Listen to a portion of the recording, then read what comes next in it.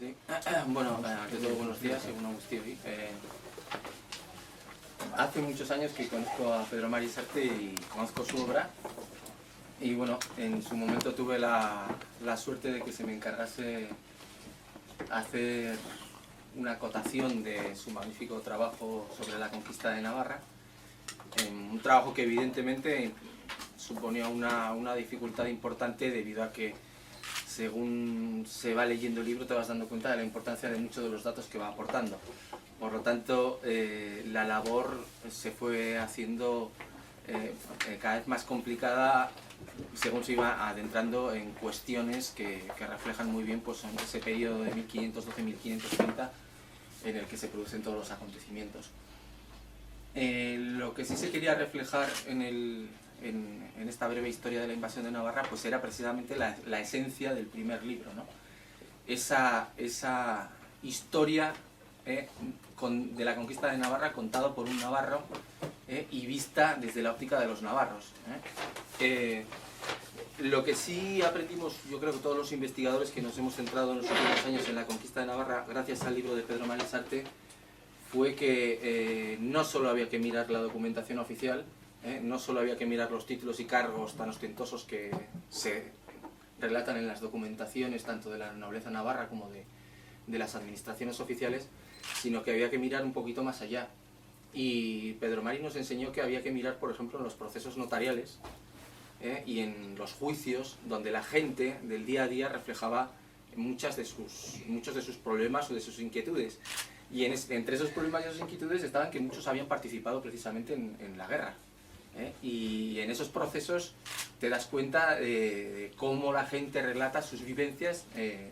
en acontecimientos importantes como fue todo el tema de la toma de Amaiur, en otras cuestiones como fue la resistencia en Pamplona, el intento de sublevación de 1516, pero todo eso contado desde gente de a pie. No tanto desde cargos nobiliarios que siempre tratan de endulzar la situación o de agrandarla en beneficio propio, como por parte de gente que simplemente quería defenderse de acusaciones o quería que no se le castigase por algo que tal vez no había hecho. En ese aspecto, Pedro Mari nos enseñó y nos dio la guía y una veta de oro precisamente, además, para leer esos procesos donde la gente tiende mucho a contar sus vivencias, a decir lo que hicieron durante la guerra, cosas que hasta entonces en ningún libro se había visto. La mayoría de los trabajos, tanto Goisonade como los anteriores, o trabajos que había hecho Postilla del Burgo o otros autores, siempre se centraban más que nada en documentación oficial. Documentos oficiales de reyes, de reinas, de condes, de marqueses, que siempre pues, tratan de llevar evidentemente las ascuas en su sardina. Y eso precisamente es lo que nosotros no queríamos. Nosotros queríamos seguir en esa línea que en su día abrió Pedro Mari de contar la historia de la guerra de Navarra vista desde los navarros y por los navarros y sufrida por los navarros. Entonces nuestro trabajo se centró en eso, en mantener esa esencia y que la gente pues tuviese un libro digamos más manejable a la hora de la lectura para poder comprender esos complicados años en los que se producen y se agolpan tantos acontecimientos y tantas situaciones de debido estudio con mucho detenimiento que pues evidentemente nos lleva a hacer un trabajo que se ha llevado con muchísimo cuidado y tratando de guardar todo lo que ya de bueno tenía el libro. A ese respecto, evidentemente, se ha seguido más o menos la línea tradicional de los años de importancia, ¿no? 1512, 1516, 1521, hasta llegar a 1530, cuando digamos que es un periodo afectado por casi todos, porque ya Navarra queda oficialmente integrada, sin la tierra de ultrapuertos, por cierto, en la corona de España. Oficialmente quiero decir que evidentemente seguía habiendo resistencias, reticencias, etcétera. Pero bueno, digamos que es un año al que se ha llegado como un acuerdo de decir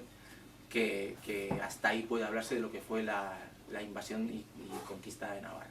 Entonces se trabaja evidentemente esos años de importancia y se recuerdan pues esos movimientos de los navarros y de la nobleza navarra, pues tanto en 1512, con ese intento de recuperación en el reino tan olvidado que es en octubre-noviembre del mismo año, esos años de 1515-1516 donde se ve la tensión, la tensión imperante en Navarra, la sensación que ya tienen muchos navarros de que las promesas que había hecho Fernando el Católico eran efectivamente simplemente promesas y que no iban a ser realidades. Y luego evidentemente tenemos ese año 1521, que es el máximo exponente, ¿no?, ya de la reacción navarra frente a una imposición, y la derrota de Noain y la represión posterior muchísimo más dura que la que se había llevado con anterioridad, con una persecución en toda regla y con, digamos, un aplastamiento general de todo aquello que podía suponer un nuevo intento de sublevación. Eso es lo que hemos hecho en este trabajo, con mucho gusto, por cierto, aprendiendo muchísimo de todo lo que en su día nos dio Pedro Mari